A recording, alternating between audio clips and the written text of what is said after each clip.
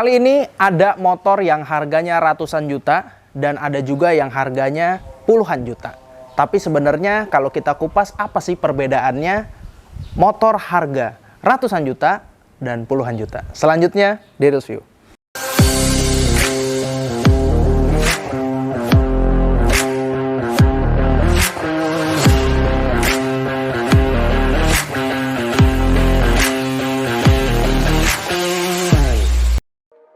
Kali ini kita akan membahas tentang motor ratusan juta dan juga puluhan juta, yaitu di sebelah kiri saya ada Kawasaki Z1000 berkapasitas mesin 1000 cc dan di sebelah kanan saya ada Kawasaki Z250 berkapasitas mesin 249 cc. Sama-sama versi dari Kawasaki Z. Nah, ini dia, ada Z2,5 dan Z1000. Tapi banyak sekali yang bertanya perbedaannya. Nah, jadi kita bahas dulu dari kategori mesinnya, dari Kawasaki Z250 terlebih dahulu, di mana kapasitas mesinnya 249 cc yang masuk ke dalam kategori small bike. Nah, tapi banyak juga yang bilang kalau 250 cc itu masuknya ke moge, dia bilang 250 udah moge. Sedangkan kalau dari IMI, Ikatan Motor Indonesia, itu ditentukan minimal motor besar itu dimasuk ke dalam kategori apabila minimal 400 cc. Jadi untuk 250 ini masuknya ke dalam small bike. Sedangkan untuk Kawasaki Z1000 ini karena berkapasitas mesin 1000 cc masuk ke dalam superbike karena sudah kapasitas mesinnya 800 cc. Apabila 800 sampai 1200 maka kategori motornya masuk ke dalam kategori superbike. Nah, jadi memang dari kategorinya saja sudah berbeda, yaitu Z250 ini masuk ke dalam small bike, sedangkan Kawasaki Z1000 masuk ke dalam superbike. Nah, dan juga kalau bisa diperhatikan dari brodi sekalian, memang namanya motor besar itu bisa dilihat dari tampilannya. Otomatis Kawasaki Z1000 itu lebih besar bobotnya, karena memang memiliki kapasitas mesin yang besar, otomatis bodinya dan rangkanya itu memiliki bobot yang lebih besar. Berbeda dengan Kawasaki Z250 yang memang tipikalnya lebih simple karena memiliki kapasitas mesin yang simple juga, ya. Dan apalagi di versi Kawasaki Z1000 ini Old ya, Kawasaki Z1000 tipe Old ini memiliki salah satu tipikal paling gambotnya di seri Kawasaki Z. Jadi memang ini kesannya memang buat orang-orang yang badannya keker, gemuk. Nah, ini motor ini seperti keker banget. Berbeda dengan Kawasaki Z250 yang memang konsepnya untuk dipakai untuk harian, simple, dan pastinya bentuknya ramping untuk berkendara di mana di Jakarta ataupun di Indonesia ini yang tipikalnya memang macet. Jadi memang konsepnya ini berbeda antara motor yang memang hobi maupun motor untuk dipakai hobi dan daily. Jadi dari kategori untuk pemakaian fungsionalnya pun berbeda dari Kawasaki Z1000 dan 250. Lanjut kita akan membahas tentang ban depannya nih. Biasanya untuk Kawasaki Z250 dan Z1000 ini tidak jauh berbeda, sama-sama memiliki ukuran ban depannya 120, sedangkan yang perbedaannya motor besar pada umumnya itu memiliki ban belakang itu lebih gambot, yaitu yang ada di Kawasaki Z1000 ini memiliki ukuran ban belakang 190. Sedangkan untuk di Kawasaki Z250 ini memiliki ukuran ban 160, lebih kecil. Karena memang menyesuaikan dari segi bodinya maupun dari rangkanya. Jadi memang kelihatan lebih simpel. Dan juga banyak juga yang bertanya, apakah moge ataupun motor besar dan motor puluhan juta dan ratusan juta itu memiliki kualitas cat yang sama? Sebenarnya kalau untuk kualitas cat pada umumnya semuanya nggak terlalu berbeda ya. Mungkin hanya di versi warnanya aja, pilihan warnanya. Nah, tapi kalau misalnya untuk kualitas juga kalau bisa diperhatikan, apabila memang catnya original ataupun orisinil itu nggak ada masalah. Nah, jadi bodinya, plastiknya juga nggak ada perbedaan ya, batoknya nih.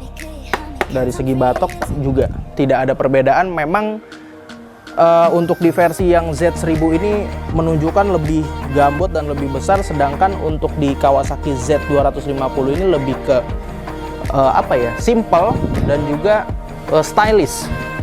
Dan juga memang dari kita perhatikan ya, karena memang Kawasaki Z1000 ini memiliki bobot yang lebih berat dan juga emang masuk kategorinya adalah superbike, otomatis rangkanya itu memiliki rangka yang lebih besar dan lebih padat karena dia harus menopang mesin yang lebih besar pastinya dibandingkan Z1000 yang lebih simple dan rangkanya lebih tipis biasanya, karena tidak perlu untuk menopang mesin yang besar seperti Kawasaki Z1000. Dan juga memang pastinya perbedaan yang sangat signifikan dari kedua motor ini adalah banyaknya silinder. Di Kawasaki Z250 ini memiliki 2 silinder, yaitu khasnya suara 2 silinder, kita akan coba dengarkan nanti. Dan untuk di Kawasaki Z1000 ini memiliki 4 silinder yang dimana suaranya itu ciri khasnya motor-motor balap pada umumnya. Oke, jadi kita akan coba aja langsung untuk motor 2 silinder Z250 ini. Oke. Ini kebetulan knalpotnya memakai knalpot modif dari Akrapovic ya. Dari Yoshimura. Jadi suaranya adem ini untuk knalpot Yoshimura sendiri. Nggak terlalu berisik. Itulah ciri khasnya dari 2 silinder ya. Lanjut kita mendengarkan untuk Kawasaki Z1000, dimana ini suaranya biasanya kesukaannya para anak-anak muda ini. Kebetulan pada Kawasaki Z1000 ini memiliki 2 silinder knalpotnya di sebelah kanan dan kiri. Nah, jadi suaranya bisa lebih menggema dan lebih lebih merdu gitu untuk didengar.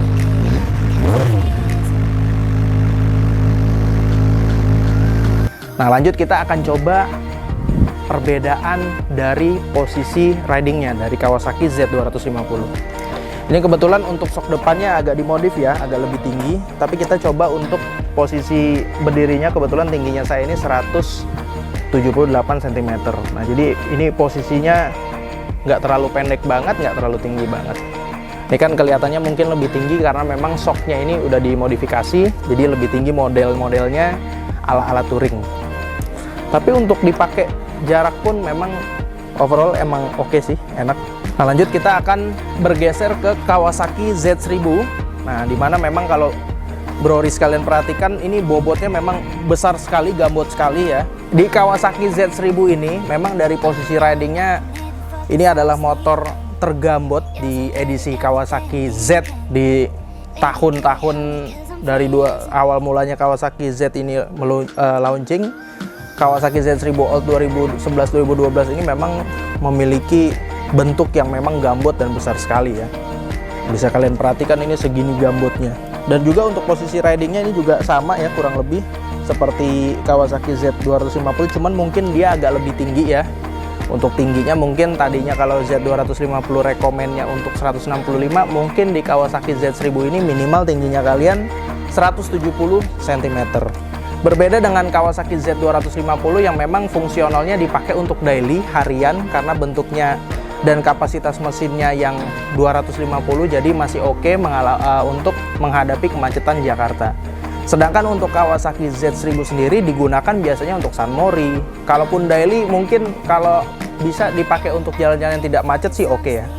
Dan juga namanya kapasitas mesin 1000 cc, otomatis biasanya mesinnya pasti jauh lebih panas dibandingkan Kawasaki Z250. Walaupun ini masuk ke dalam motor besar Z1000 ini, belum pernah ada kasusnya Kawasaki Z1000 ini overheat gitu. Jadi memang kalau produkan dari Kawasaki itu terbukti dari spare partnya ataupun dari motor-motornya itu benar-benar ramah lingkungan dan cocok untuk iklim di Jakarta, Indonesia ini. Dan juga terakhir, walaupun perbedaan dari kapasitas mesinnya 250 dan 1000 cc, tapi tenang aja, yang namanya produkan dari Jepang Kawasaki, untuk harga servisnya nggak perlu kalian khawatirkan karena masih masuk di kantong.